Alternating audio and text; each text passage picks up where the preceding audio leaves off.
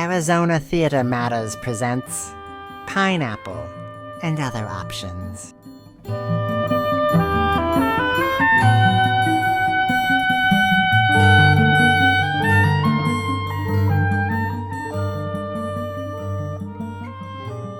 I'm your narrator, a recently showered human with impeccable fashion sense.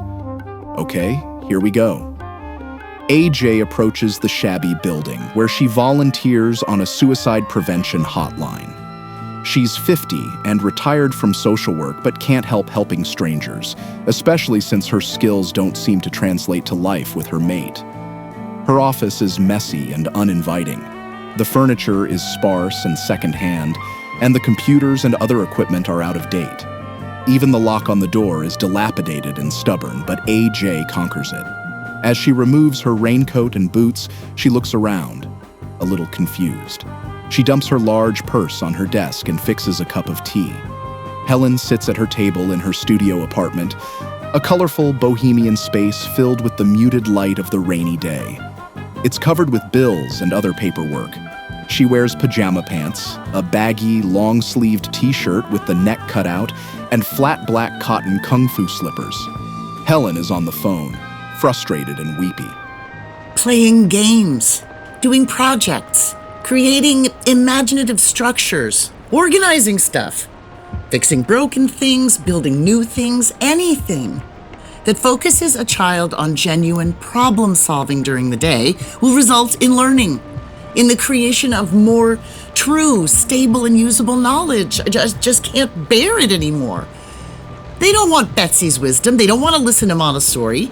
They don't want to look at all the brilliant things going on in Japan and Scandinavia and all over the damn planet. It's far easier to keep doing all this broken garbage and calling it school. I can't stand to watch this another minute. I've wasted my life. And this society is so god-awfully broken, I'm just done. Yes, and a lot of other people feel that way too. I thought you'd understand. I actually thought you'd be glad. You thought I'd understand. Or you can just talk over me. That's always an option. You haven't even given a thought to how I'll feel after you go. I'll be left to pick up the pieces, maybe even get arrested. That's sort of against the law, you know? And you're not even sorry. Yes, I am sorry. You don't call that... I've been like a 1,000-pound sack of dead weight for so long. We just had that long conversation and we both agreed it's a good thing. I mean, seriously. I thought you'd be You relieved. got no right to ask me such a thing. Forget it. I wasn't thinking. What's going on? I'll be fine. I just have to sit for a minute. AJ does her best to relax and breathes deeply. Nobody's here.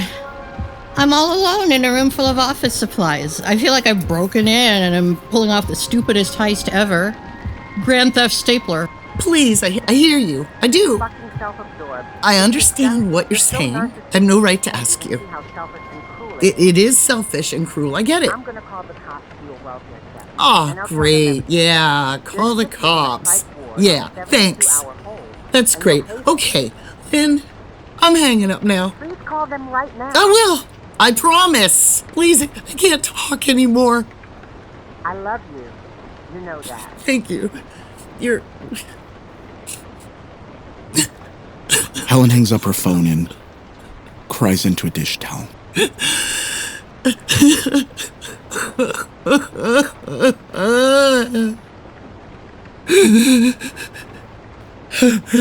She takes a couple of drags on her cigarette, blows her nose, and fixes a cup of tea. Oh, babe, I know. I'm sorry it's such a dismal day, but Cordelia loves to walk in the rain.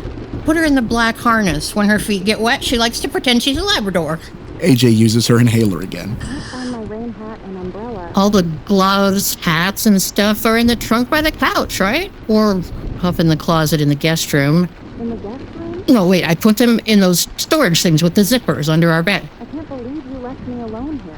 Oh, I'm sorry. It's been a little nuts getting moved in and training here. You didn't have to start so soon. You're right. I didn't have to start right away. It was my choice, and I probably should have waited, but here I am. And I really have to... Please, can't you just come home? I'll try. When Jan gets in, I'll ask her. I'll come home as soon as I can. I don't know why she's not here yet. I gotta go, Marianne. The phone. No. I'll call you as soon as... Wait. I gotta go. I'm sorry. I love you. She hangs up her call, puts her phone headset on, and answers the office landline. Crisis line. I'm AJ. What can I help you with today? Oh, God, AJ, seriously? Hi, boss. What can I help you with today? What are you, Jody, the robo-operator? Sorry, I hate to do this to you, but I'm afraid you will have to staff the office on your own today. Huh? I know, but the bridge is out and I'm stuck here on the other side. What about Malik? He lives over here and he rides his bike. There's no way he can get in today. I know. I promised I'd be there with you today, but I can't be. What a fantastic pep talk. Relax. I'm only a phone call away. And you may not get any calls. Ah, what if I get 18? Do you have your cheat sheet? I do. She doesn't, but she paused through all the paperwork looking for it, using her inhaler somewhat more frequently than directed. When in doubt, stick to the script. Relax, deep breaths, and let the fear go, or they'll hear it in your voice. AJ breathes deeply, but naturally it turns into a cough. Be calm, patient, accepting, and above all, don't judge. But judgmentality is my strongest trait. Call me. I'm here. I'll be standing by all day. Can't we forward the phone to your house? We can't. Ugh. I know. We have the most antiquated phone system on Earth. Yeah. Yes. We're all in this for the high-tech toys and the glamour. Meanwhile, Helen has been shuffling through paperwork trying to find her reading glasses. Eureka! She finds a business card and calls the number. It rings in AJ's office. Wait, can you stay on the headset and I can answer them on the speaker? Give it a try. Crisis line. Hello? Hello, I'm AJ. What can I help you with today? Really? AJ mutes the line Helen is on. AJ can hear Jan's voice, and you, the audience, can hear Jan's voice, but Helen cannot hear Jan's voice because magic phone. I could have said, hi, I'm Jody, your robo-operator. Focus. I want to kill myself. AJ reconnects with Helen. She continues to ride this phone seesaw for the rest of the conversation. Are you alone? Yes, Have a plan? I do. I've got a whole bunch of pills. Pain meds, anti-anxiety stuff. Enough to take down a woolly mammoth. Can you tell me your name? Yeah, it's Helen. That's a pretty name. Thanks. Can you tell me what's going on with you? I want to stop this. What do you want to stop, Helen? What's happening? I had a bilateral mastectomy 3 months ago. I'm sorry to hear that. I'm looking at a pile of medical bills bigger than my boobs used to be because is this a great country or what? Insult to injury. You're overwhelmed. Do they train you people to state the obvious? No, it's my natural talent. Say something. You can't be replaced, Helen. There are 7.5 billion people in the world. We could cut down the population by 3/4, which would only benefit the planet. What's the point of me sticking around? I mean, besides me paying all these bills to the oncologist, anesthesiologist, the surgeon, the co-pays, deductibles, the whatever it alls. I'm sure they'd prefer that I remain alive and paying. But maybe not.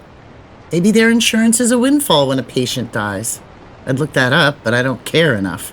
Plus, I got rid of my computer when I decided to kill myself. I didn't want anyone to mine it for details of my deranged life. I had looked at so many pictures of breasts that my browser history had me coming off like a randy 13-year-old. Unknowingly, the women refresh their tea simultaneously. Seriously? You threw away your computer? I deleted everything and gave it to a thrift store on the east side. Wow. How long have you been thinking about this? Since my diagnosis. Before the surgery.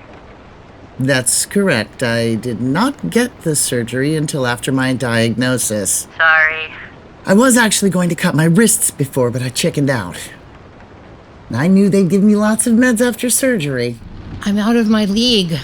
Calm down. Let her vent. Are you off work? On medical leave? Yeah, What kind of work do you do? does it matter? Well, I teach American history. what's her number? It's blocked. That sounds interesting. Does it, AJ? Keep her talking. I don't like that you're alone there, Helen. Do you live alone, or... Yes, I live alone. Thanks for asking. I dwell in this micro townhouse, a single woman living out her boob-free golden years in solitary splendor. You sound so annoyed. Should I be dancing on the table? No, of course not. I'm sorry. I'm being such a bitch. I just want this to be over. I know you're doing the best you can. How do I find her address? You have no way to do that. AJ and Helen each sip from their mugs. This is awful. We can't work miracles. Be calm. It sounds like she hasn't tried anything. Just listen and learn. 2 months into a giddy relationship, thanks to the miracle of datehistorynerds.com, that goes to hell when I get a lousy diagnosis because who wants a sick hag for a girlfriend? If she knew how new I am to this and that I'm alone here. You're not alone, AJ. My mother is in a retirement home with round-the-clock care and doesn't want to see me because I'm depressing. And I never gave her grandchildren. She can't face me after a double mastectomy. I am that lousy a daughter. They discard their tea bags. This tea-to-do goes on for a while. Heavy. My friends? Funny thing about friends, the word cancer brings up a whole lot of gasps and sobs and tell me what I can do's and prayers for the most positive outcome. Then you wear a headscarf and oh my God, you're so brave and strong. And then friends disappear, as if by magic. It's my fault, because I don't want it plastered all over social media. I don't want a caring bridge. I'm too stupid proud to do a Kickstarter plea for help with this Matterhorn of bills. My mentor, Lynn, whose regard is the last shred of self-respect I had going for me, and with whom I recently had a deep and meaningful discussion about the beauty of assisted suicide, just reamed me up one side and down the other for asking her to help me to end it all, and told me if I didn't call you right now, she'd call the police. How the hell would she know who I called? She just wanted to get off the phone. Nobody wants to talk to me. That sucks, Helen. Helen picks up the phone from the table. Look, forget it. Keep her talking. Please don't hang up. Helen puts the phone down. She reaches under her shirt and touches her mastectomy scars. She dumps the contents of her pill bottles onto the table and shoves them into a small mountain. Are you still there? Yes, I'm still there, up to my gills in the pills and the pills. You're giving me chills. Ah, yes, cheery banter. I'm not good at this. She hates me. Sorry, I'm just trying to... God, I feel like I'm having a heart attack. You haven't heard the half of it. I'm listening. What does it matter? What do you have to lose by telling me? Please. Oh, come on. I'm losing her. Please, Helen. Don't give up. I won't. Go back to humor. Humor me. I'm intrigued. Ha! That worked. Shouldn't you be talking some tortured 19-year-old out of drinking turpentine? Nope, Helen, you're it. What's going on that's worse than post-breast cancer, friendless, familyless, moneylessness? Uselessness? No, that's not the word. I'm not only useless, I'm a drain on the planet. I deprive more worthy recipients of essential nutrients. Oh, sweetheart, you're not useless. So many losses at once. You're doing everything right, Helen. It's normal to feel the way you feel right now. I bet your students don't think you're useless. What students? My students are teachers. I'm supposed to inspire with stunning new insights. Some teachers need in-service credits to keep up their credentials. Only my position's been cut. I just got that news this morning. I'm a has-been. Is that what they said? Yes, they sent a form letter that said, "Buzz off, weirdo. You're a has-been." Come on, AJ, you can't be that dense. I really can. A minute ago, I wasn't sure whether you started with surgery or diagnosis. They thanked me and said my application for continued funding was excellent, but blah, blah, blah. You kidding? They're not going to admit they don't want some sick old bag teaching for $400 a day when they can hire some perky young grad student for $15 an hour. Experience is meaningless. We regret to inform you that your proposed project does not meet the evolving priorities of the Greater Nimiipuu County School District. Helen sobs into a fresh dish towel. First time in 15 years. As of June, I won't have a job, no income, no boobs, and an ocean of debt. I'm so sorry. That's awful. Hot damn, she teaches for the school district. Yes, well done. I didn't catch her name. What is it? I'm trying to get through to the school district. Helen something. She's an in-service contractor. That must have been such a shock. I'm so sorry. Well, you cannot imagine how helpful and comforting that isn't. I am sorry. But I also relate. Do you? Keep her talking. I'm on hold. I'm a social worker, but couldn't get an agency job after moving here. I have no background or contacts here. Even if I did, I'm a free agent, and they're hiring kids right out of school. They all live with their parents nowadays. So you're stuck talking to losers like me all day. She's not interested in your problems. No, I love doing this. It's shaping up to be the best gig I've ever had. I'm grateful for the way things have worked out.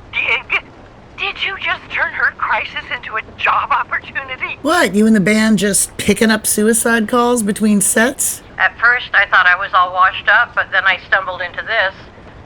And it's more rewarding than anything I've ever done. Oh, God. You're a rescuer. It's not for the money, obviously. I'm a volunteer. Oh, my God. This is too much. I have the school district on the line. They have 28,000 employees. They're not finding a Helen who does in-service. She probably gave you a fake name. No! The receptionist said she was sending out a note to find out who's on leave. AJ uses her inhaler. Helen smokes like she's getting paid to, energetically beginning to Swedish death clean her kitchen, bundling the bills, wiping the counters, and sorting a massive bowl of fruit. Weak tea is drunk. Oh no, maybe she lied about being on leave too. Let's hope not. We're not supposed to be talking about me. I want to hear about your project. What is it that you want to do? What do I want to do? Really?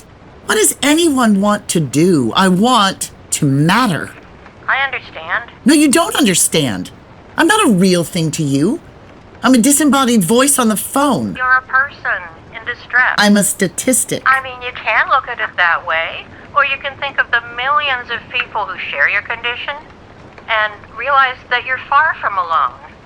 Even though you're isolated, you go down the street and you're surrounded by depressed people. Sounds like a blast. Once you get a group together, it's incredible how much validation and comfort you can feel. And a lot of humor. Of the gallows variety, I'm sure. It usually starts there. And sometimes it's the pathway out of depression. Not always, of course, but it can be. It depends on what people really want. What I want is to get off this damn phone, eat these pills, and go to sleep forever. What if it's not sleep? Good one. If it's not sleep, then nothing. Better than sleep. No dreams. How can you know that? What if it's worse than life? What if it's an eternity of regret, bad dreams, and missing life? Oh, please. Helen slices a pineapple open. Oh, it's rotten. Well, who's to say? What if it is? What would you miss the most? Pineapple. Pineapple. She throws it in the garbage. Yeah. When it's good and ripe, nothing like it. Sometimes I cut a ripe pineapple in half, cut out the core and feast on it, dipping pieces in cream. Yum. Okay, what if the afterlife is an eternity of missing pineapple? Wouldn't that be worse than the life you're living now? This is your big theological play? What if there's an afterlife devoid of tropical snacks? Hey, you call a volunteer hotline, you don't get the Pope. No one has ever come back from the dead. If there were an afterlife, we'd know it. But there's nothing. No heaven, no hell, no limbo or purgatory, just nothingness. And that sounds very appealing to me right now. I don't know how you can be so sure. People always talk about seeing ghosts and communicating with deceased loved ones. People have those experiences where they die and come back talking about the tunnel and the light. Good grief. If any of that were true, scientists would have proven it by now. More things in heaven and earth. Oh, that this too solid flesh would melt. Thaw, resolve itself into... Adieu. Okay. This is officially surreal. Oh, if I disappeared right now, no one would miss me. I'd probably be dead in here for a month before anyone would notice. There's no one out there who'd miss you? You sure? I'm sure. Mostly. Some may miss me at first, but they'd get over it. Who are they, Helen? Who would miss you at first? Sydney, I guess. Who's that? My assistant. You have an assistant? Yes, at the school district. Wow. Yeah, wow. She's not only mine, I mean, she works for the department, but we have a rapport. Good. They have a female assistant named Sydney. That has to narrow it down. She has called and texted every day. In fact, she just texted me to check in. I guess she'd be sad. I mean, probably everybody would say that they missed me, and they'd talk about how I'm the most wonderful person who ever lived. But that would pass quickly, I'm sure. Please, Helen, tell me about your proposal, and then I'll stop bothering you. I'm so curious. I don't believe you. Believe me. I go crazy when people don't tell me things after they tell me there's something to tell. You sound demented. Helen lights a fresh cigarette. She just told me I sound demented. Don't take it personally. Can't help it. I'm a person. Fine. It's a 3-week living history seminar about a woman who died in 1857. I would have given it to every high school history teacher in the district. It would take me 2 years to get through. Nobody cares. I care. I do. Love this stuff. I saw a play about the first woman in the U.S. legislature last weekend. She was elected before we even had the vote. Jeanette something? Rankin. Jeanette Rankin. Several biographies have been written about her. At least one terrible movie was made. But I have yet to hear of Elizabeth English Pennington. Just like nobody's ever heard of me. Marvelous. You've found a connection. Right. I've never heard that name. Who was she? I believe she had a hand in the development of American public education. No kidding. Her husband was going to start a free school for all the landowners' children. She told him if he ever wanted to be allowed back in the house, he'd best make it free for all the kids. Girls, boys, white, black, Indian, rich, poor. When was this? Wait, what was her name again? Elizabeth English Pennington. She was born in 1783. Wow, right after the revolution. Yeah, wow. Please, I know when I'm being patronized.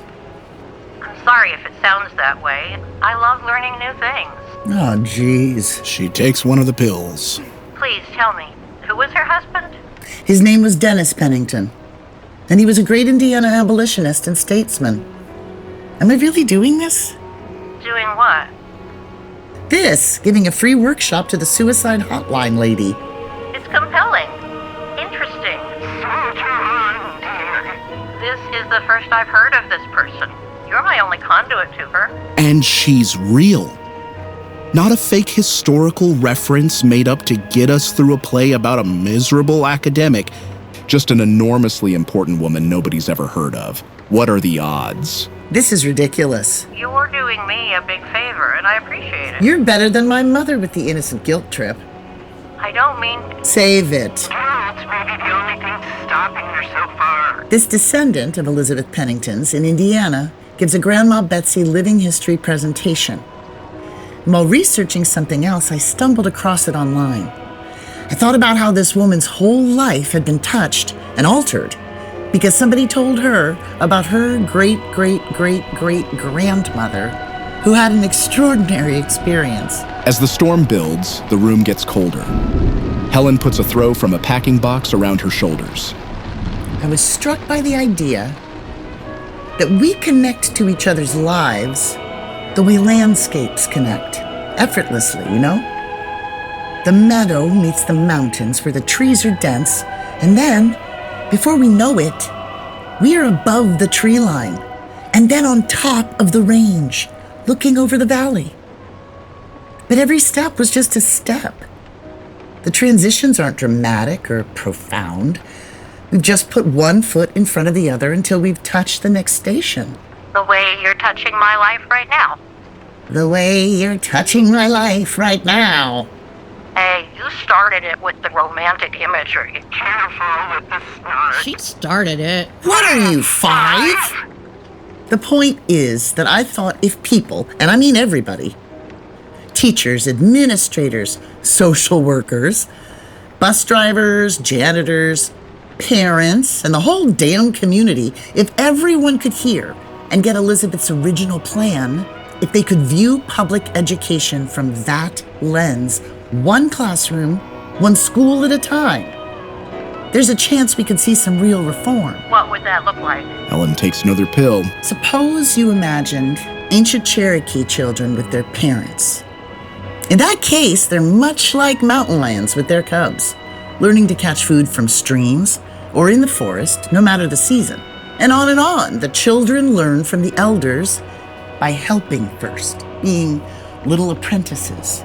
If you watch young animals, they instinctively know when to sit back and when it's safe to take part in the hunt. If they get that wrong, they get eaten. Who's ever seen a lioness who doesn't know what to do or how to behave? Or a bear? When a hawk spots a ground squirrel, it rarely stops to pull out an instructional booklet. True. So it was with the Cherokee children. But when the Cherokee opened their public schools in 1841, they were set up to cooperate with the American construct and integrate Christian studies. They didn't see the disaster coming, which is mind-boggling when considering that the Trail of Tears had happened just a few years before. But the Cherokee were adaptable and willing to be flexible, believing their children would benefit by assimilating with the whites. And all the boarding schools. Ooh, she takes a couple more pills. Ooh, maybe we'll get out of here early. There's just no trusting colonial powers where indigenous people are concerned. That seems to be universal with human beings. But all schools aren't horrible nightmares, are they? I mean, I didn't love school, but I wasn't physically abused. It's impossible to put the worms back in Pandora's box. The institutional model is simply incompatible with natural patterns and systems. Maria Montessori was on track, and she's barely a footnote in the curriculum. She experimented with giving children choices between playing with toys and engaging in tasks needed for daily life. Overwhelmingly, the children chose the latter, and they were generally happier and more intellectually advanced. Gandhi took her ideas even further, but he's a brown communist, so we don't talk about him. He stripped it all down. Whatever the children needed, they would make together, and that's from the ground up. The classroom, the seats, the workbooks, the chairs, tables, all of it. That does sound like fun for kids. I hated memorizing things, especially multiplication tables. I only liked biology when we'd go outside and look for plants and bugs. Exactly. But in American public schools, we managed to create a system that in some parts of the country legally rejects the theory of evolution. And Bill Nye, the science guy, is Satan's incubant. The things for teaching are fairy tales. You know, the first casualty of war is the truth. We took out the middleman and went directly to war with the truth. I hear you. Well, that was much easier than a 2-year district-wide professional development program. My work here is done. Not so fast. Google Elizabeth Pennington. Okay, I'm doing that right now. You'll find her husband, probably. Not her. The school district is trying to figure out who she is. They're trying to reach Sydney, but she's at a conference. Ugh! She texted Helen, so we know she's got her phone. There are lots of people on leave, but no one called Helen. Sydney will be able to tell them who just had a mastectomy. Okay. There's lots of find a grave stuff, not so much information. Let me try Wikipedia. Take your time. I've got no plans. She takes another pill. Elizabeth English Pennington begins to appear sharper and three-dimensional as Helen gradually takes pills. Our Betsy's completely decked out in 1850s Indiana Territory garb, including the boned corset that goes from workday to evening so well. She's in her late 60s, early 70s. Yeah, there's a bunch, looks like, for her husband, Dennis Pennington. Here we go. Born in 1783, and whoa! It says Native Americans captured her when she was 4? Yes. She lived with them for 10 years and didn't want to go back to her white family when they came for her. Helen takes another pill. Then I click on the source and it goes to the political graveyard? Cherokee, right? Yes. A notorious Cherokee warrior called Robert Bengay led the raid that killed her father and her Aunt Betsy, whom she was named after. Then, Bengay kept her with him, wouldn't let her out of his sight, and told everyone that if he was killed, she had to be killed too. Apparently, toxic masculinity wasn't a purely European construct. Helen scoops up a handful of pills and washes them down with her tea. Her mug is empty. The meds are kicking in. Helen tries to stand up and sits back down, a little dizzy and wobbly. Helen? Are you still with me? Yeah, I'm here. I took the pills. What kind? How many did you take? A zillion. Oh my god. Can you call 911 and give them all the info? Already done. Keep her talking. I feel great. I can't breathe. Keep talking, even if you have to make her angry. Try to keep her awake until we can get to her. You're telling me that this woman was captured at age 4, along with her mother and siblings after her father was killed, and the guy who killed him kept her with him like a dog? Sure. Who doesn't like a dog? How did she get away? Helen, are you there? Helen, talk to me, Helen! Calm down. I'm here. Tell her that you need to know how this woman got away, why she didn't want to leave. The world needs to know her story, and she deserves one of those wiki things, or whatever. And Helen's the only one who can write it. Please, Helen, tell me how she escaped. AJ panics while Helen's apartment fills with a paranormal light from the window, because I say so. Helen recedes into semi-darkness while Betsy becomes completely visible. We can tell now that there's a standing ladder near Betsy. Well, maybe that glow is a rainbow or a sunset. But it shimmers just a little and wavers, undulating. So there's some magic. Is there purple in there? Definitely. Wait, it's pink, a yellow, citrine. Shifting, it goes on, oblivious of our perception. I heard him when he said it, that I was to be killed. He made sure I heard it, over and over again. I was a child of 4. Helen! Stay with me, Helen! Wake up! Helen!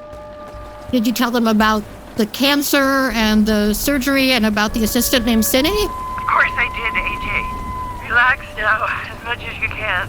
There's nothing else you can do. Just hang in there. I'll stay on the line with you. The light on AJ has also dimmed. Betsy and the ladder shine with arresting brilliance. More than 24 moons, he kept me by his side and wouldn't let go.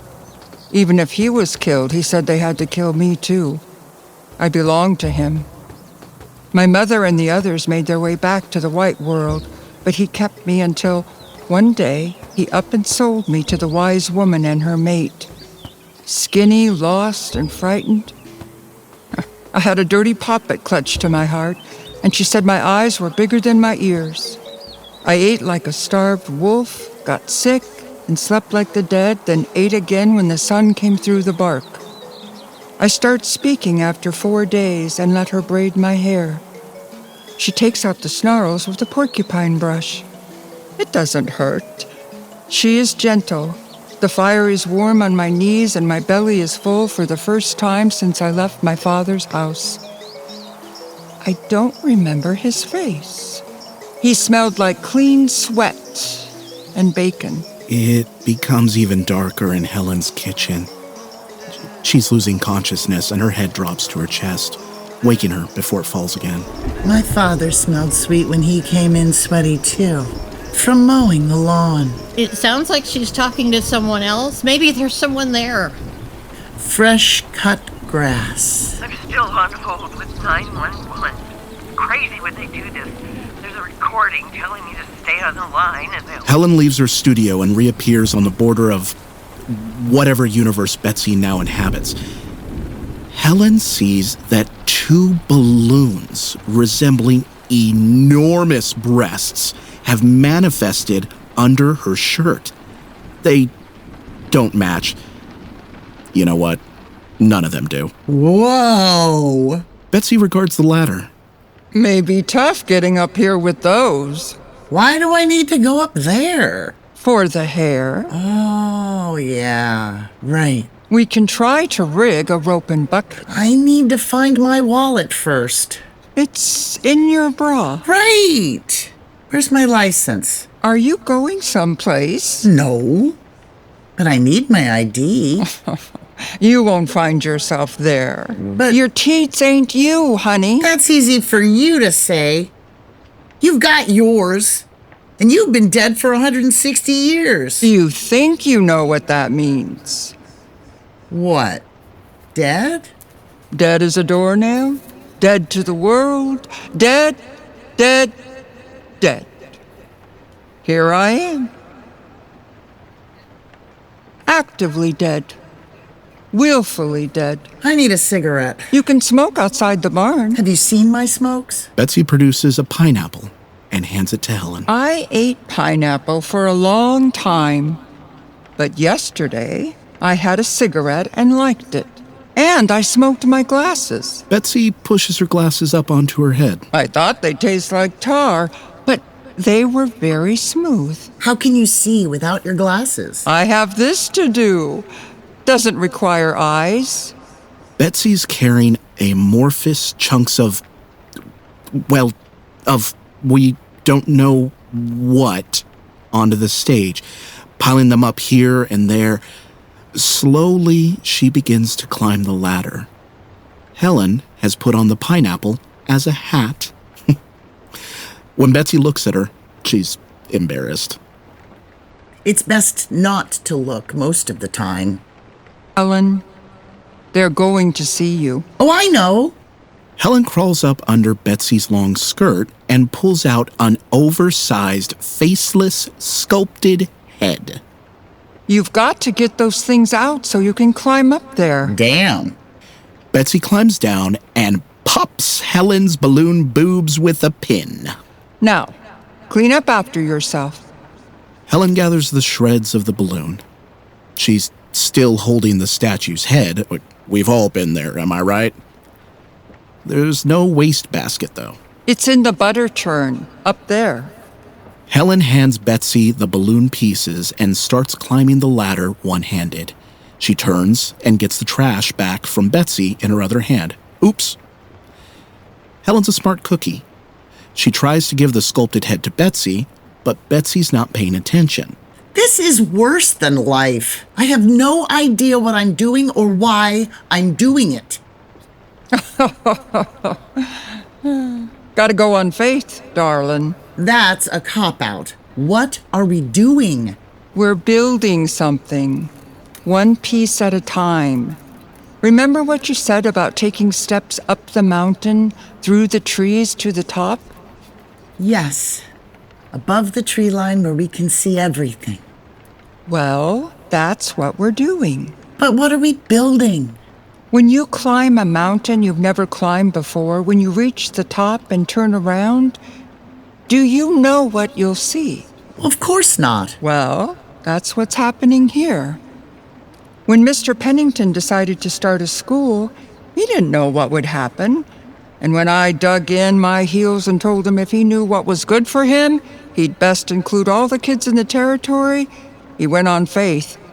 He and his buddies went out and rounded up everybody because he's so famous in those parts for being good and fair and kind. And you know, everybody sends their children to his school. Helen has continued juggling objects and trying to get up the ladder, but it keeps defeating her. By this time, she's sitting up on the top rung. The top. Helen? Hey! There's no pleasing some people. Except barn swallows. They can't swim. I saw them out back when I went to smoke. Birds don't go to school. You're thinking of fish. Betsy's assembling a statue, because that's what all that stuff on the floor turns out to be. Everybody goes. Children of people who'd been enslaved in other territories, and Indians who think it's safe because they know enough reasonable white people to know we're not all murdering butchers. The Cherokee actually trusted us with their precious children. What could we teach them? They knew how to live in the world. Ethics and morals and how to survive without what we consider civilization. Children knew how to swaddle babies and dress meat, make cocklebur and Jimson weed brew. What did we think we could teach them? Stupid, arrogant fools! Helen leaves her burdens at the top of the ladder and climbs down to join Betsy. She picks up a piece of sculpture. When the whites came, educating beautiful Cherokee children meant teaching them to forget, teaching shame, taking from them their very names. This was not my plan. This was not what I wanted to give them. Mr. Pennington knew this, but it all took off like brush fire. Right away, it's wrong. Putting little ones in chairs and keeping them there for hours on end. 5 years old, 6. Keeping them there for 10 years, for 12. It's meaner and longer than Sunday school, and right off the bat, there's fussing and feuding about who'll sit where. Nobody says it outright, but it's clear they're not equals in that classroom any more than they are outside of it. The white kids sit together, and the Indian kids are set apart, and the free black kids are set someplace apart too. The boys in front of the girls, in all the little huddles. The rich kids seem better somehow. They're not smarter, but they're cleaner and better fed and wear finer clothes. It's hard to find teachers who aren't prejudiced, even when we find them in the abolitionist community. It's a deep, complicated thing, this mixing of people. But I lived with the Cherokee, and they accepted me, and I loved them, so I was convinced the whole world could be that way. Me too. Betsy cradles some statue pieces in her arms, like they're a baby. I was an old woman when I passed. I left behind a whole herd of grandbabies. You'd think I would rest easy. Helen notices another foggy vision. A woman lying down. Betsy drops her armload of broken sculpture and climbs back up the ladder. There you are, on your deathbed. Helen names each piece on the floor. Mary, Matthew, Sarah, Walter, Lizzie, Zachariah, Jane, Denny, Anna, Martha. Betsy sees herself in the same scene, the moment of her death, a shadow within Helen's shadow. She enters the scene in her own mind. Surrounded? No wonder I'm dying. There I am in bed, so old and shrivelly. Oh, poor little Susie Jane is crying so hard, I think she'll burst a blood vessel. It's all right, Susie Jane. I'm fine. Be glad you're so little and young. Get busy living. What's this? Dark, empty hallway, a lot of locked doors. The floor is wood. Doesn't creak one bit. Must have been put in when the moon was right. The walls are cold. I keep trying all the doors, and they're all locked. When I try to turn around and go back, there isn't anything there. I have to go on trying doors until finally one is open. When I go through it, there I am in the parlor, lying in my coffin, looking even more shrivelly, with quarters on my eyelids. Not silver dollars, mind you. All my family and neighbors are there, and I see Mary Jane Cooper up all the way from Tennessee. Bless her. If she'd stayed home and saved the money, I might have had more than 4 bits to see me into the hereafter.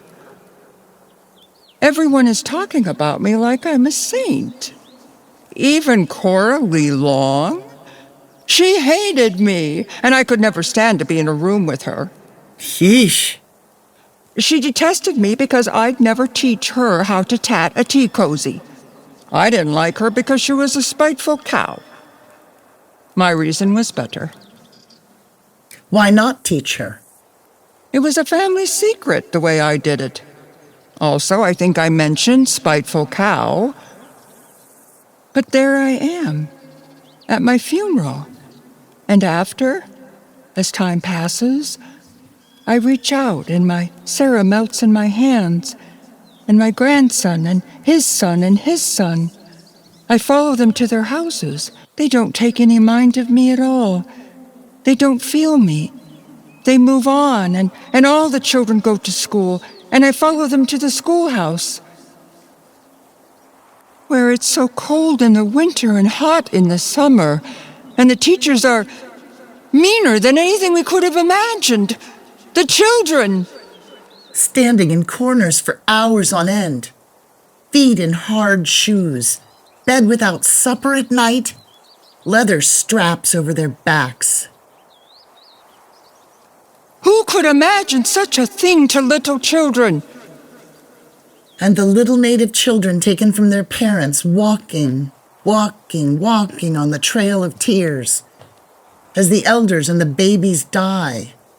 And they're too tired and sick and sad to bury them as they walk and walk and walk to the nothing, the never-ending nothing that rolls on and on in every direction. Nothing ahead and nothing behind, taken, mother, from their homes and their families and their language and the Great Spirit and their names beaten out of them and the unspeakable crimes committed against them in church and schools, and I'm screaming and screaming. No one hears me, no one hears me. Mother, please! Take me back to the water, to the harvest, the earth, to the fire and the smoke, to the air and the dragonflies and the birds. Mother, please! I think I've lost her. They're on their way. Marianne, the cops are on their way. She told me she works for the school district, so they were able to track her.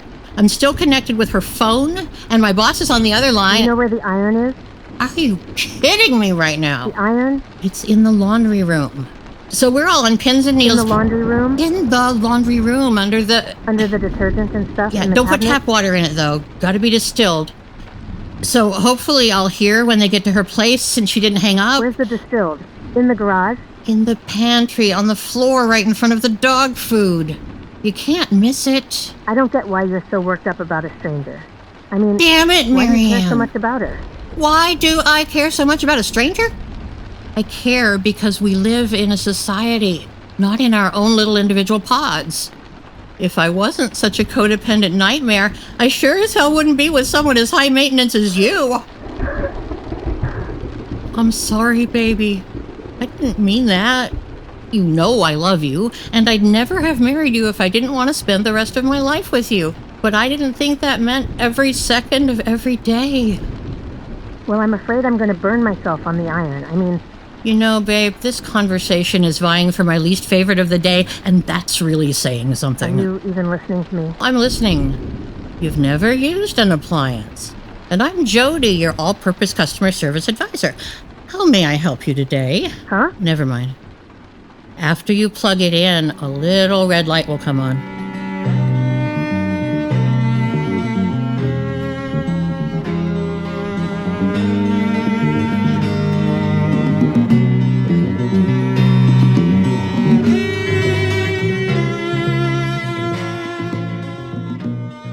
Betsy's mixing something up in a pitcher at a table near the sculpture. Helen has taken over assembling the statue. I don't even know when I'll get home. Well, traffic will be hellish. And I don't know which route to take because lots of roads are closed. You better make... What can I make? You know I can't cook. There's eggs and bread, at least. You won't starve. Eggs and bread? That's gross. Make it in the toaster oven. And scramble some eggs. That's not going to be enough for dinner. Well, make 4 of them. And add some cheese. Oh, come on, honey. We were going to do KFC. Please, can't you just... I know you had your heart set on extra crispy tonight, but come on. It's an act of God. I can't cook. Good grief. You're being a baby. You can, by God, make yourself some scrambled eggs and toast. You're making me crazy. Well, I'm going crazy all alone with Cordelia in this house. Stop it now. You got a roof over your head, food in the fridge, a heater, and Netflix. There are people actually suffering in the world.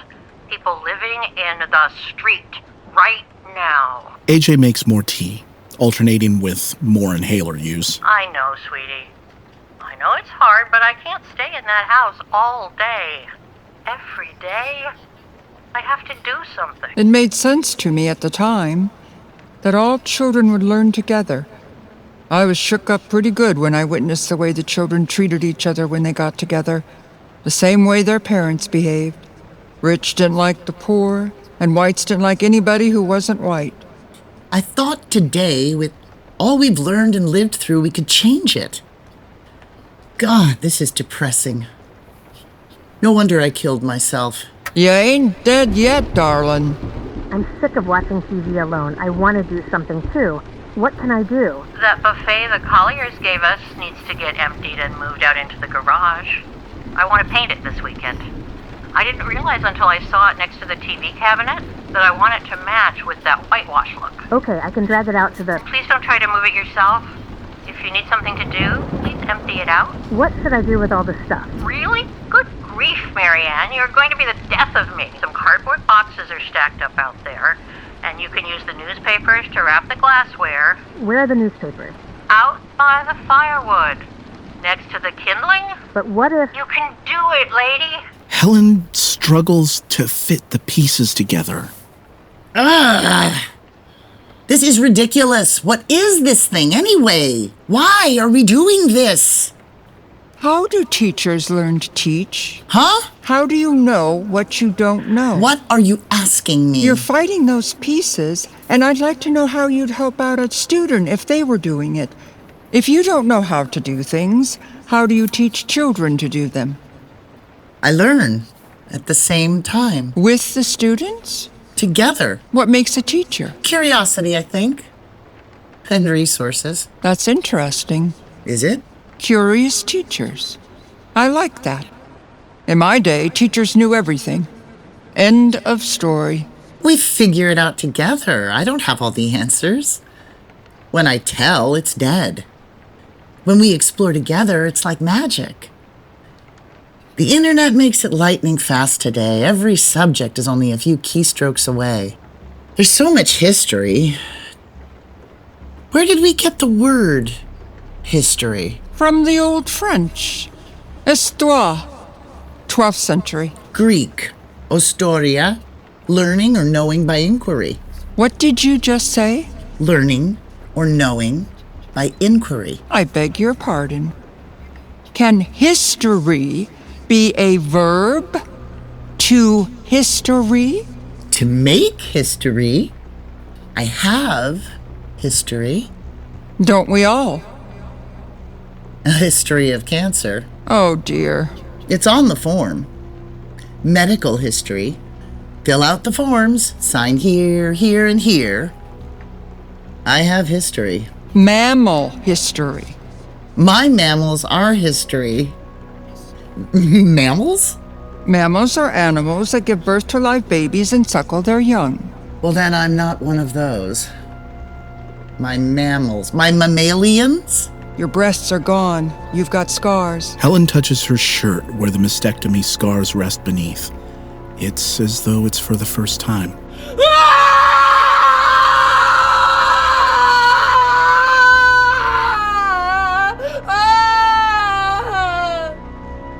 Betsy continues her concocting, chopping, stirring, tasting. As she tells her story, she focuses on her chore. My Cherokee sister was scalped. She was a teenager. She and some of the other girls were down at the water gathering cane and catching crawdads. It's a warm day for winter, and everyone is enjoying the beautiful morning. The men are out hunting, and we're done with the harvest, so it's a mellow season. The girls are laughing, and one is singing, and the others respond back. It's that kind of Indian song. Out of nowhere come 3 white men. The other girls run fast, like mountain goats, and the white men can't catch them. But my sister slips backwards on the bank. The sand is deep and soft, and her boot sinks in, and she's all the way up to her knee when that devil grabs her braid and yanks her out of the mud. He drags her up onto the bank, and with a fierce, sharp knife, he takes her hair right off, leaves her bleeding and runs away. The mothers and grandmothers all run screaming and crying down to her and carry her to the house of the medicine woman. She is growling, a deep, frightening sound, like a dying coyote. That demon cut her all around her hairline and yanked off every hair on her head. Her entire scalp is gone. They did this, ripped the whole scalp off, because they could cut it into pieces and claim the bounty on 2 or 3 Indians instead of just one. She was worth $150 1790s to that monster. The grandmothers put a cap of fresh yarrow leaves on her and keep changing it until all the blood had stopped. They rinse her head with greenbrier, then wash her face, arms, and body with it, make tea with it, and pour it down her throat, even though she spits it out. They keep on, and the tea moves through her, and the blood is in her urine. They change her diaper and constantly give her the tea until her water clears. Every day for 3 moons. 3 months. The grandmothers give her a fresh yarrow cap, and she lies there, on her belly, with her forehead on a pillow because she can't put the back of her head down. The grandmothers teach me to rub her hands, feet, legs, and arms to keep the blood moving. I try to talk to her, to tell her about the nest I found with the little brothers, an eagle's nest, down much lower than they've ever seen one. And then we saw that the mother had a broken wing, but she was still bringing food back for the chicks, and the chicks still got big. The father did a lot of hunting while the mother protected the babies, and we ran off a fox that kept getting too close. I tell her the grandfathers say it's a good sign, but my sister only cries and says over and over that she wants to die. When she can sit up and finally stand, she begs the medicine woman for poison. Betsy climbs high up on the ladder and works on the top of the statue. She wants to die. What happens to her? She has 12 children, 86 grandchildren, and more than 1,000 great-great-grandchildren. And so on. She lives. But how? It ain't easy. She blamed herself for not being quick enough to get away like the other girls. She thought she was ugly, like a plucked chicken. It's a long time before she smiles again. Then spring comes. And when it's time to plant, she's there, alongside the rest of us, putting kernels in the ground. She wears a headscarf at first. I made it for her. I'd been learning to finger weave. We were afraid she would never leave the house, but when I bring her the headscarf, she stops crying and puts it on.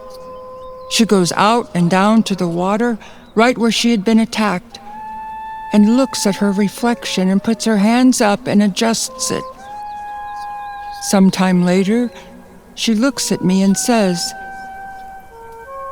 "Little sister, you have given me the air." Through the years, she wears different headdresses, braided silks and thin shredded strips of deerskin. Beautiful, enviable. She becomes an expert at creating dyes, and she's a great medicine woman who knows more about healing. You have given me the air. I'm still wearing the pineapple on my head, aren't I? Yep, you are. Helen removes the gushy, rotten, smelly pineapple from her head. Good for you, Helen. It's a shame you won't remember this trip. Well, it's no silk and deer shreds, but you make do with what you've got. A Carmen Miranda hat. See, this is why I'm leaving. There's literally nobody who'll tell me when I have food on me. Betsy and Helen are almost finished assembling the enormous statue. Before long, we see it's the Venus de Milo, still waiting for a head. No breasts. And of course, no arms for the past millennium or so. In the conscious world, one can note that Venus is also missing a foot. Guess it's good she doesn't have to go anywhere. She would have had makeup and jewelry when she was young, but she's pretty cute this way. And back to Helen's psychotropically induced symbolism. Why do you go back, Betsy? To that world of lye soap and keys. You had a choice. Did I? Didn't you? You could have stayed. He came for me, my birth brother, Matthew. You had to leave behind your sister, All the sisters. your breathing father, your Cherokee mother, her brothers, The uncles. and all the little brothers. They loved me. I loved them. We were talking about who my husband would be. And he came for you, Matthew did. with your father's hands, your mother's eyes, your eyes. I didn't want to go, but he spoke to me in Cherokee, the only language I knew. He spoke to me in the Cherokee language and told me how my mother, in the world of feather beds and teacups, cried in her sleep and said my name. You made the choice, Did I? didn't you? How could I choose between the earth and sky? Yes. How could you? I don't know. I couldn't say goodbye. I ran with Matthew. When I saw him, I couldn't bear to see him go again. I thought I could maybe go back and forth between the worlds. You couldn't. It was complicated, and once back in my mama's house, she kept me close, wouldn't let me out of her sight. Yikes. Did you feel like a prisoner again? Like with the guy who kidnapped you? Clean linen ain't nothing to sneeze at. And guilt. Mercy. The guilt nearly killed me those first couple of years. I couldn't hurt my white mother, and I knew my Cherokee mama was heartbroken. That sounds awful. You were just a kid. It was different back then. Once you got your moon blood, you were a woman. Even in the white world? Kind of, but not quite. More confusion. It was much simpler in the Cherokee world. Oh, Lord bless us.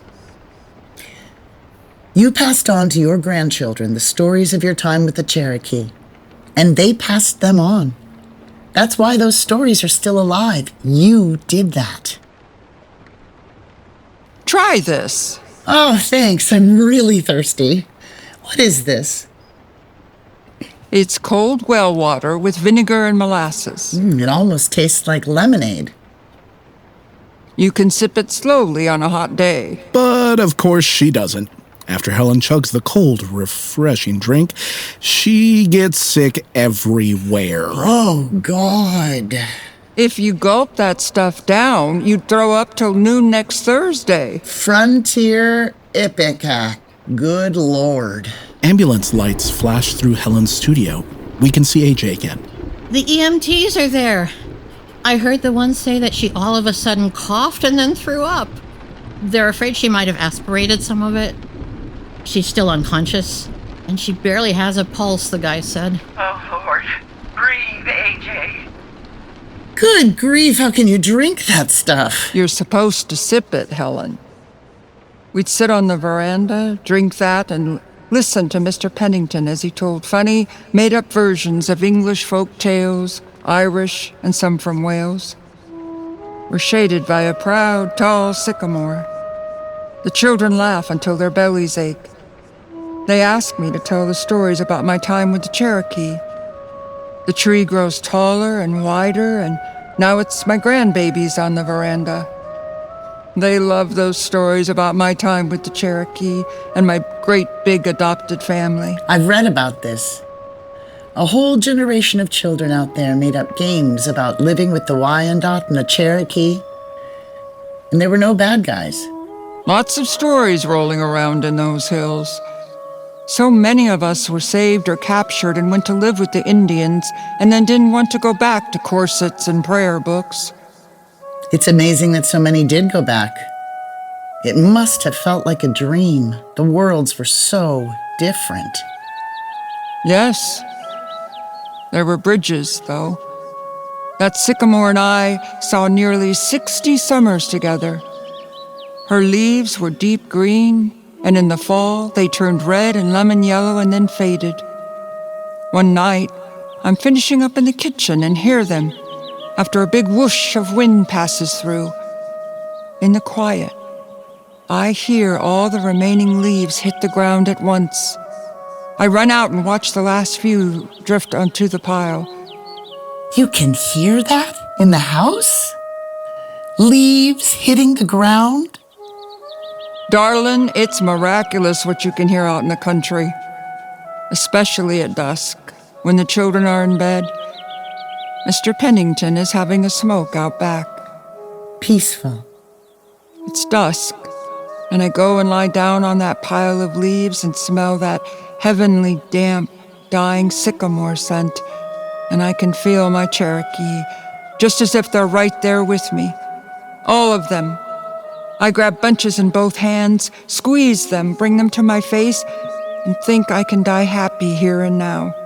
Everything is just right. The moon rises in the east, and the last slivers of the day disappear into the west. I get up and go in and sleep with that fragrance on my hands. All these haunting years, I've reached for that memory and that feeling of rightness. Then 2 days later, all those leaves are dried up dead things. We rake them up and put them on the compost heap. They turn to earth and nourish the new seeds. Life never ends. It just changes. Look for it, Helen. The smell of changing leaves on your hands. What's the point? The full moon always rises as the sun sets. Of course there's a point. A reason? Yes, to turn to dust. Dust? Yes. The end is the beginning. All the king's horses and all the king's men could never put me back together again. Honey, the king and his men are too busy pillaging and conquering to bother with shattered women. Betsy picks up Venus's breasts. To hell with them. I'm through with them. I'll just stay here. You have romantic ideas, Helen. But there are spirits here. Spirits who were never flesh. Never knew love, or chocolate, or lemon, or what cold, sweet water is like on a hot day. There are lost spirits, too. Wandering ones who went too early and wouldn't return. They're ghosts. Lost and looking, searching for a place to rest their bones, but they'll never, not ever find it. It's empty, Helen. The shadow world. It's nothing. Nothing? A world of nothing. It's not heaven. They go in. They never come out. The pills, Helen. They don't take away the pain. The pain goes with you, and there you stay in the pain. Forever. What's forever? Like this? Here with you? I'm not in any pain. You're dreaming. Snap out of it. Betsy hands the statue's head to Helen. What's your name? You know my name. It's Helen.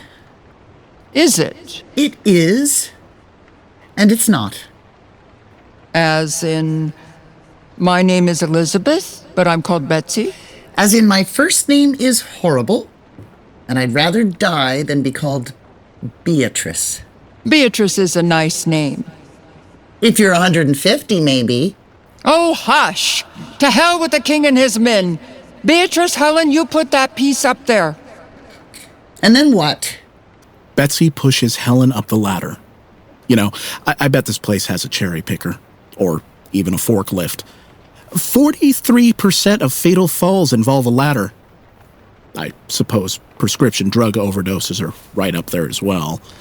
You can do it, lady. You make history.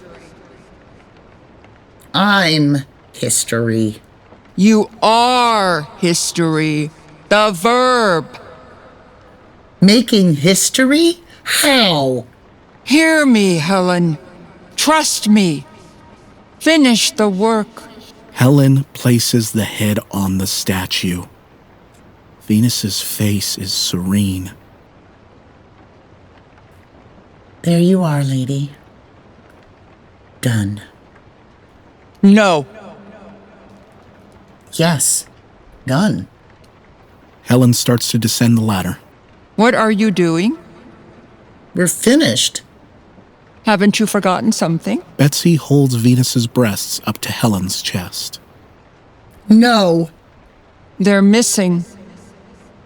They were sick. Helen touches the fabric over her scars again. She holds the statue's breasts against her chest and begins to cry. Oh, don't you fret now, child. We'll get them back on there. I'm not doing that. Your clothes will never hang right. You can't put the leaves back on the tree. They'll be shriveled up there. Dead things just stuck on. It's not real. Once they're gone, they're gone. She throws the breasts on the floor, and Betsy picks them up. The birds know, and the squirrels. They stay away. You've seen it, like the geese. They stay away, and then the tree feels even worse. Betsy places the breasts on the statue. She and Helen move the ladder away from Venus. She will never not be broken. She's been broken a lot longer than she wasn't. She's beautiful and famous. She's a statue.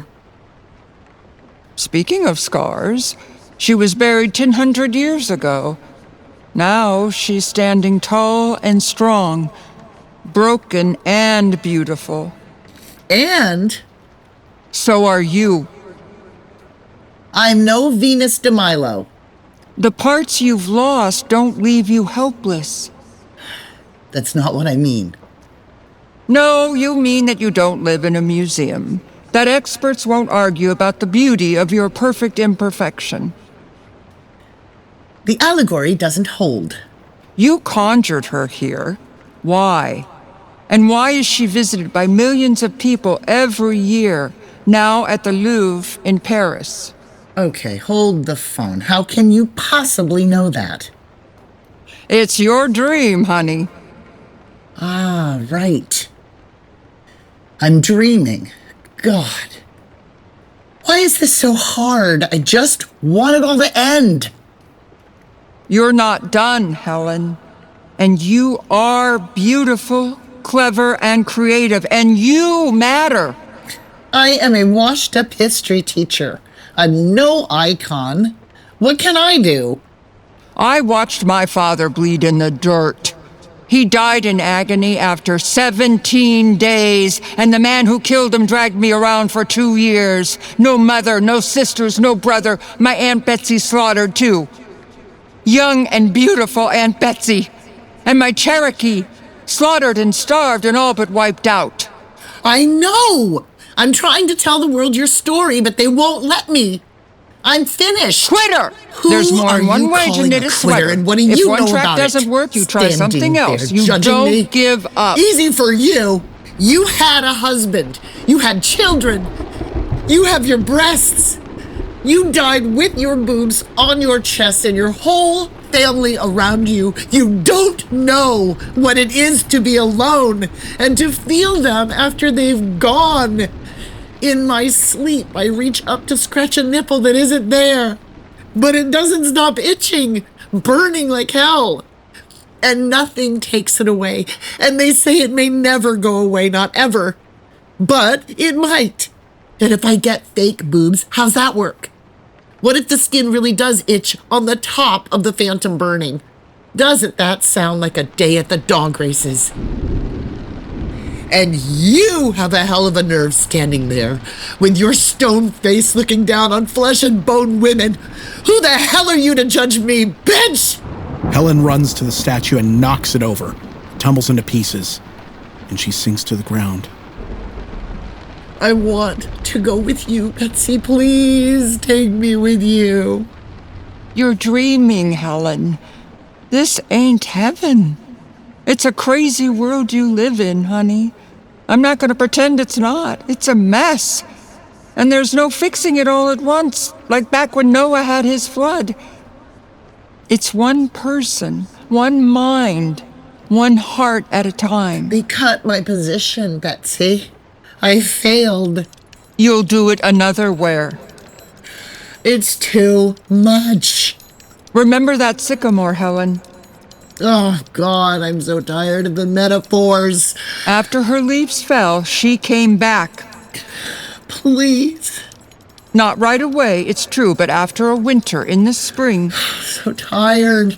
The spring always comes, Helen. People die in the spring, don't they? Sure they do, but it's not your time. Who's to say? What about choice? There's choice, and then there's just plain old giving up. There's waste, and that's what the grandmothers called eskaini. Sin. Sin? Good grief, I am in no mood for Sunday school. No, you're in the mood for nothing.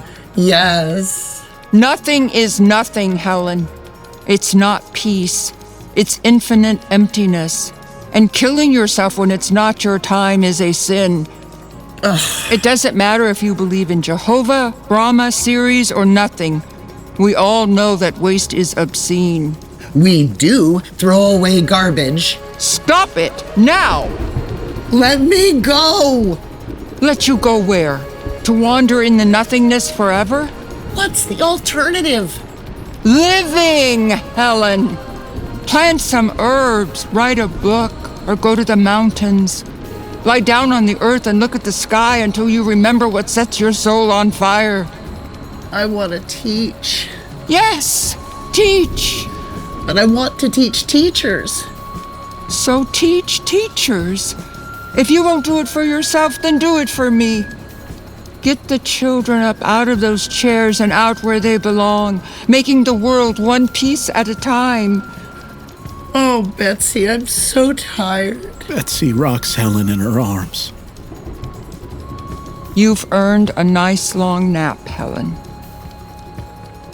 Sydney's there with your tea. Huh? Sydney. She's got that tea you like. Sydney? The ambulance lights appear as the world of visions merges back into our own. AJ is still on at least a couple of phones. And what about that potting class you were going to take? We talked about making a little studio for you out... She switches to her connection to Helen's cell phone. Yes, hello. Thank you. Thank you. Where are you taking her? Thank you. AJ switches to the office phone to talk with Jan. They're taking her to Nimipu General. We must hope for the best.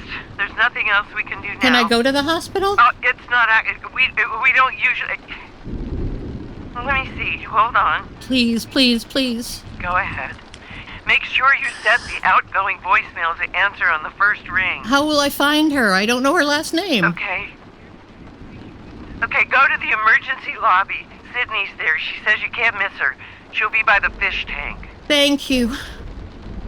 Gotta go, babe. No, I absolutely have to go right now. I'll see you later. Oh, God, please. AJ stands at a microphone on a platform decorated in a bright pineapple motif. She wears a spangly black tuxedo. I'm honored to be here today. I met Helen on the phone, and while we talked for about an hour, she ate 30 Klonopin, 14 Valium, 6 Xanax, 7 aspirin, and an extra strength Tylenol.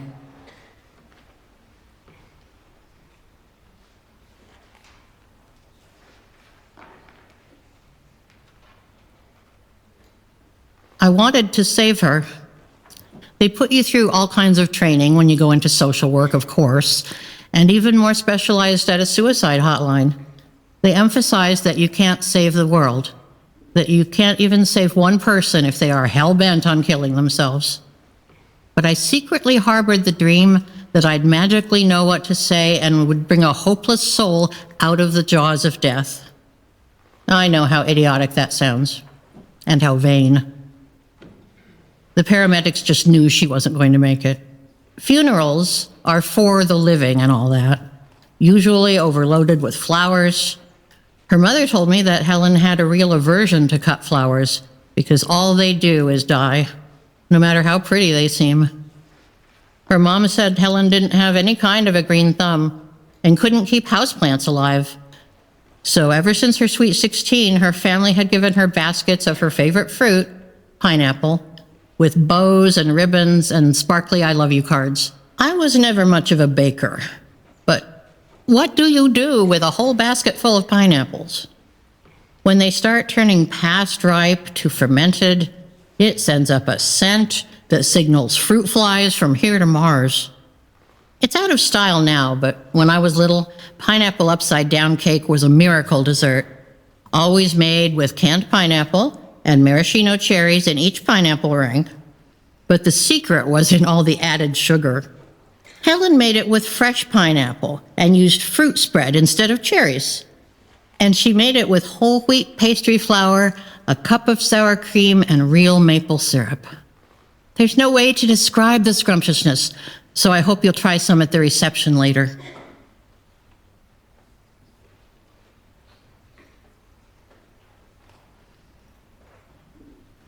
It's an awful thing to feel useless, to feel old and broken and used up and meaningless.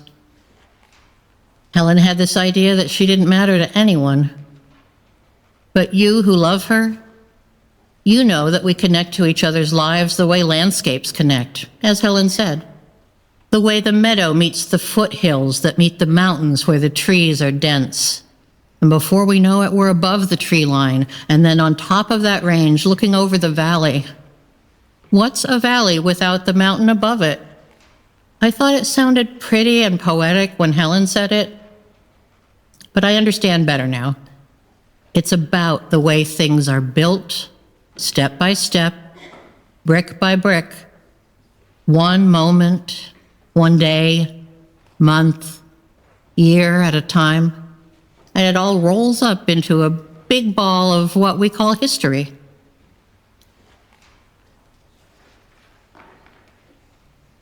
There's this thing called the Lazarus syndrome. People who've been pronounced dead come back to life. 45 minutes later, they start breathing again, as if by magic. Helen showed up 6 weeks after she died. She showed up at my desk with a pineapple upside down cake. She said to me, "You have given me the air." 2 years ago, Helen returned from the dead. Today, she is the principal of the Elizabeth English Pennington Institute, a phenomenal project she conceived and which she all but physically built with her own inspiration, stubbornness, and grit. For her most extraordinary achievement, please give a big hand to this year's recipient of the Nimiipuu County Courage Award. AJ applauds as Helen takes the podium. We see an image of Helen projected on a screen at the back of the stage.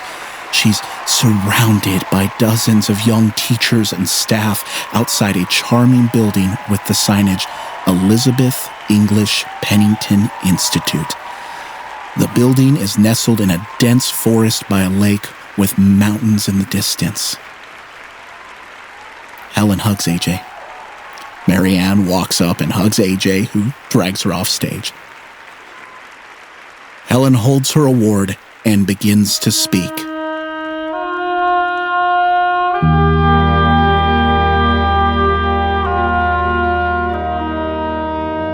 Written by Jean-Marie Simpson with narration by Julie Peterson.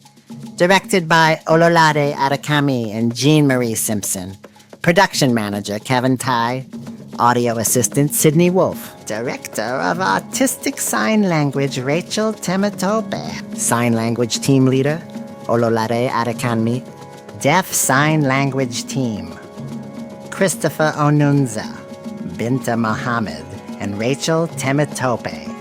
Voices. Matt Clark as the narrator. Samantha King as Helen. Julie Peterson as AJ.